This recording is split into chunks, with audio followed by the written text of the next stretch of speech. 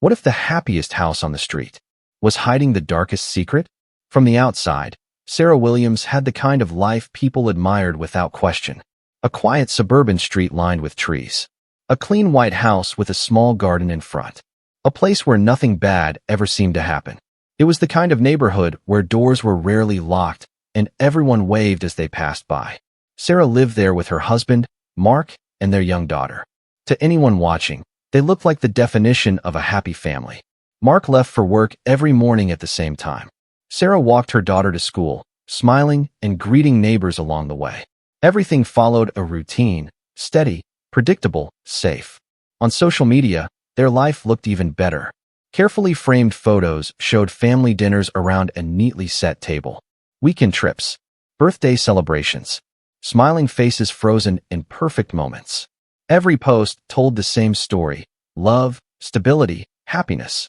Friends would comment with words like perfect family and goals. And Sarah always responded with a heart emoji. To the neighbors, Sarah was kind and approachable. She never raised her voice, never complained. She had a soft way of speaking, always polite, always composed. If someone asked how she was doing, her answer was always the same. I'm good. No hesitation. No cracks. But what people didn't see were the moments after the doors closed. The silence that felt heavier than it should have. The way Sarah sometimes stood at the kitchen window long after the lights were turned off. The way her smile faded the moment she thought no one was watching. Perfect lives rarely announce when they're breaking.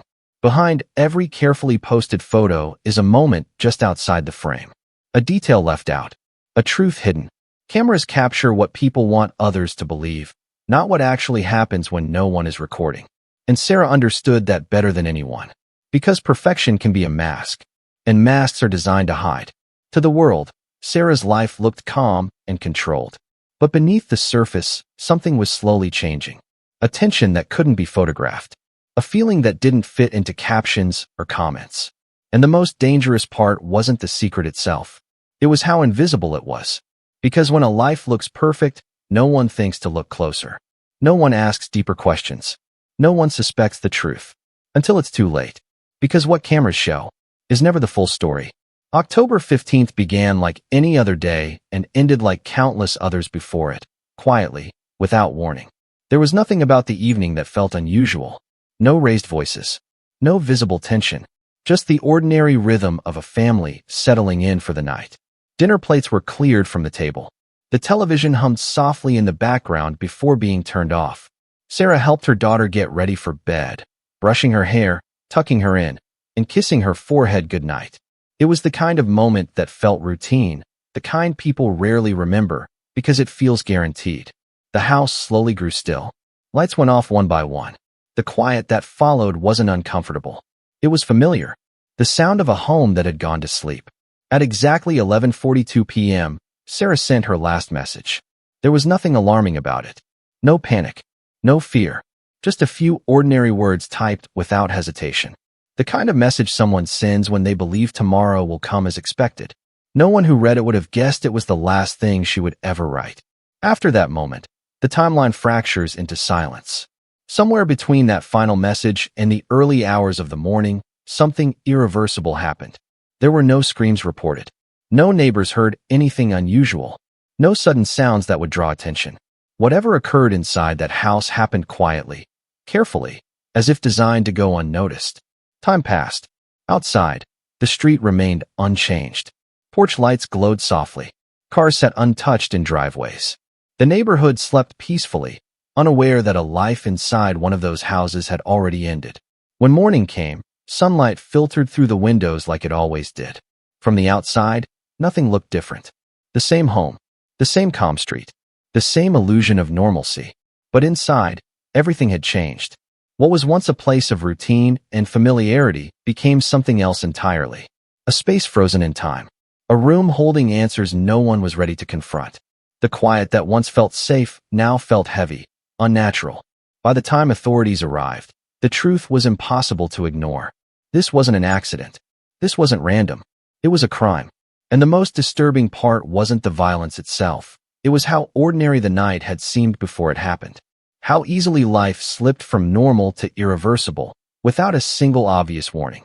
October 15th didn't end with chaos. It ended with silence. And sometimes, silence is the loudest clue of all. Because in true crime, the most important moments aren't always dramatic. They're quiet, unremarkable, easy to overlook. Just like that last message sent at 11:42 p.m. When police arrived at the house, the first thing they noticed was what wasn't there. No chaos. No overturned furniture. No shattered glass. The front door stood exactly as it should, locked, undamaged, untouched. Inside, the air felt still. There were no broken doors. No forced entry. No signs that anyone had fought to survive. The living room looked normal. Cushions set neatly on the couch. Picture frames remained perfectly aligned on the walls. The kitchen showed no evidence of a struggle. No broken plates. No spilled drinks. No hurried movement frozen in mess. And yet, Sarah was dead. Her body told a story the room refused to explain. The space around her felt almost staged, as if someone had taken care not to disturb anything, as if whatever had happened was meant to blend into the ordinary surroundings of everyday life. Detectives walked slowly through the house, documenting every detail. They searched for fingerprints, footprints, any indication that a stranger had entered. But the evidence simply wasn't there. This wasn't a robbery. Nothing was missing. Valuables remained exactly where they should have been. Jewelry untouched, electronics still plugged in, drawers unopened. Whoever was responsible hadn't come to steal. And this wasn't an accident either. Accidents leave patterns. They leave chaos. They leave unanswered questions born from confusion. This scene had none of that. Everything felt deliberate. Controlled. Too controlled. The lack of disturbance raised a more unsettling possibility. Sarah likely knew the person who was with her. Crimes committed by strangers are messy, desperate, loud. But crimes committed by someone familiar tend to be quiet, close, personal. There were no defensive wounds. No signs she had tried to escape that suggested trust, or at least a moment where she didn't believe she was in danger. Investigators began to understand that this case wouldn't be solved by broken locks or shattered windows. The answers weren't outside the house. They were already inside. Every detail now mattered. The position of her body, the timing, the silence. Each unanswered question pointed away from random violence and towards something far more intimate, something planned. The house wasn't just a location. It was a container of secrets. And the most disturbing one was how normal it all looked. Because a crime scene doesn't always scream for attention. Sometimes it whispers. And the quietest scenes are often the most dangerous. Whatever happened to Sarah that night wasn't rushed. It wasn't panicked. It was careful, silent, personal. And that realization changed the direction of the investigation forever. At first, investigators had no reason to doubt Mark's story. His explanation was simple, clean, delivered without hesitation. He said he wasn't home at the time Sarah died. According to Mark, he had left the house earlier that evening. He described his movements clearly, where he went, how long he stayed, and when he returned. His timeline sounded reasonable, familiar, the kind of routine no one questions. And in the early hours of an investigation, clarity is convincing. For a moment, the case stalled. With no signs of forced entry and no obvious suspects, detectives tentatively accepted Mark's account. After all, he was the husband, the man who shared a home with Sarah, the last person anyone wanted to suspect. But investigations rarely move forward on trust alone. Days later, the autopsy report arrived. Most of it was technical, medical language, measurements and conclusions that felt distant from the emotional weight of the case. But buried inside that report was a single line, a detail so small it could have been overlooked. Time of death. The estimate didn't align with Mark's timeline. At first, it seemed insignificant. Time of death estimates can vary. Investigators considered margin of error. They looked for explanations that preserved the original story. But something about the discrepancy wouldn't disappear. So they looked closer. A traffic camera near the neighborhood recorded a vehicle matching Mark's car earlier than expected. The timestamp placed him closer to the house during the window he claimed to be away. Then came the store receipt. A late-night purchase Mark said he made at a location miles away, but the time printed on the receipt conflicted with surveillance footage from that store.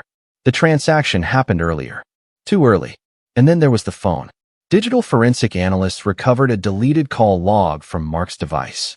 A call made and erased during the critical window of time. One that contradicted his statement about where he was, and who he spoke to. Individually, each detail could be explained away. Together, they formed a pattern. One tiny inconsistency became several. Several became impossible to ignore. Detectives reconstructed the timeline again. And this time, Mark's story no longer fit. The hours he described didn't exist the way he claimed. The certainty in his voice was now shadowed by doubt. What once sounded confident now sounded rehearsed. The investigation shifted. Mark was no longer just the grieving husband. He was now a variable, one that needed to be tested against facts, not feelings. And as each piece of evidence was laid side by side, the image became clearer.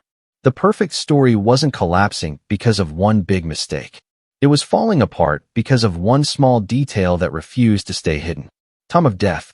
Sometimes, that's all it takes. Because in true crime, lies don't usually break all at once. They crack quietly, until the truth finally forces its way through. When detectives brought Mark in for questioning again, something was different. The confidence he had shown before was gone. His posture was tighter, his movements more controlled, as if he were carefully measuring every word before it left his mouth. The first interview had been easy for him. Calm, cooperative, almost rehearsed. He spoke like someone who believed the story was already finished. This time it wasn't. At first, Mark tried to maintain the same composure.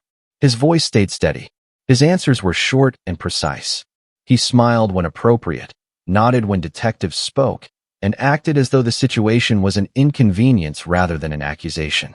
But the questions didn't stop. Investigators repeated details Mark had already given, slowly, deliberately, watching for hesitation. And that's when the changes began. The calm faded. Mark's responses grew sharper. He crossed his arms. He leaned back in his chair. When asked to clarify certain times, his words came faster, overlapping the questions. Defensive. Then came the anger. When detectives introduced inconsistencies in his timeline, his tone shifted. He raised his voice slightly. His jaw tightened. He accused them of twisting facts, of wasting time, of looking in the wrong direction. Innocent people get frustrated. But this was different. This wasn't frustration, it was pressure. Then the evidence came out. The traffic camera footage. The receipt. The deleted call log. One by one, detectives placed each piece on the table. Not aggressively. Not dramatically. Just enough to make it impossible to ignore. Mark stopped smiling. His confidence drained in real time. The certainty he once carried collapsed into silence. He looked down at the table. His hands fidgeted. He avoided eye contact. The mask he had worn so carefully was slipping. Fear had replaced the calm. Detectives watched closely. They didn't rush him. Silence, after all, can be more powerful than accusation. And in that silence, Mark revealed more than words ever could. The man who had once been the image of the perfect husband now looked exposed. Small, trapped by details he thought no one would notice. Because lies require control, and control disappears when the truth starts closing in. Mark tried to explain. He backtracked. He adjusted timelines. Each correction made the story weaker, less believable. The cracks were no longer subtle, they were obvious. The investigation had reached a turning point. This wasn't about speculation anymore. It was about accountability. The truth Mark had spent so much effort hiding was no longer behind closed doors. It was sitting right in front of him, written in timestamps, records, and evidence that couldn't be argued away. And in that interrogation room, under bright lights and quiet pressure, one thing became clear. The perfect husband wasn't perfect at all, and the truth was finally catching up to him. In court, the truth became impossible to ignore. The evidence that had once been subtle, almost easy to dismiss, now stood like a wall around Mark. Each piece, the traffic camera footage, the store receipt, the deleted call log, the autopsy report, was presented carefully, methodically, until there was no room for doubt. Witnesses were called. Experts testified. Every detail painted the picture of a life that had been far from perfect. Sarah's life, the life the world had admired, was revealed in stark contrast. It wasn't bright. It wasn't carefree. It wasn't safe. It had been controlled. Every choice, every movement monitored, every smile potentially masking fear. Quiet on the surface, yes, but dangerous behind closed doors. The home that looked like a sanctuary had been a prison in disguise. Neighbors who had waved to Sarah over the fence, who had seen her laugh in the park or chat politely over the mailbox, sat in stunned silence.